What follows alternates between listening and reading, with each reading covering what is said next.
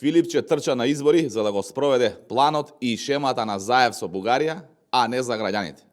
Венко Филипче посвети цел предизборен и изборен период на една единствена работа – подметнување на тројанскиот коњ преку така наречената за етничка резолуција, за да и даде нов бомбон на бизнис на Бугарија, кој Заев го договорил.